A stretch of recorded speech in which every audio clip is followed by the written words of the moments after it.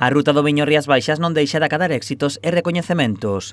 Segundo o último informe ACEVIN, elaborado polo Observatorio Turístico das Rutas do Viño de España, a ruta das Rías Baixas é a máis desexada para visitar polos amantes do viño. Todos los años ACEVIN publica un informe sobre el análisis de la demanda turística a nivel nacional, y la verdad es que los datos son muy positivos en cuanto a Rías Baixas, ya que posiciona a Rías Baixas como la ruta más atractiva para visitar por el turista. Este informe reflexa datos importantes como que o gasto medio por persoa é de case 500 euros. Están en el territorio una media de 2 días y medio, o sea que el cómputo general del gasto medio por visitante que visita una ruta a nivel España sería de unos 500 euros. Yo creo que es un impacto muy significativo en el sector turístico, ¿no?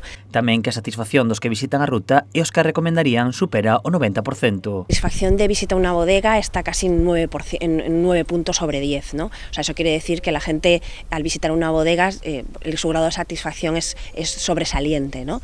Y desde luego y lo recomienda, ¿no? Que quizás es la parte más importante, porque eso quiere decir que los propios visitantes se convierten en prescriptores, ¿no? En prescriptores de nuestro territorio, de nuestras bodegas, ¿no?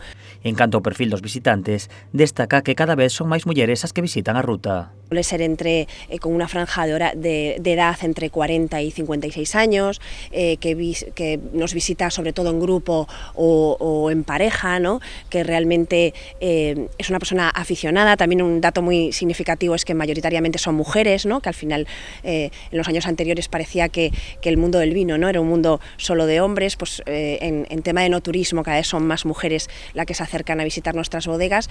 Dende a ruta sinalan a calidade e a profesionalidade como as claves deste éxito. Pues yo creo que la calidad, ¿no? La calidad, la profesionalización del sector, esa amabilidad y esa hospitalidad de la que yo creo que es una de las banderas de Rías Baixas, que hacen que el turista cuando llegue a nuestras bodegas, a nuestros establecimientos, se sienta en casa, se sienta cómodo y que pueda disfrutar.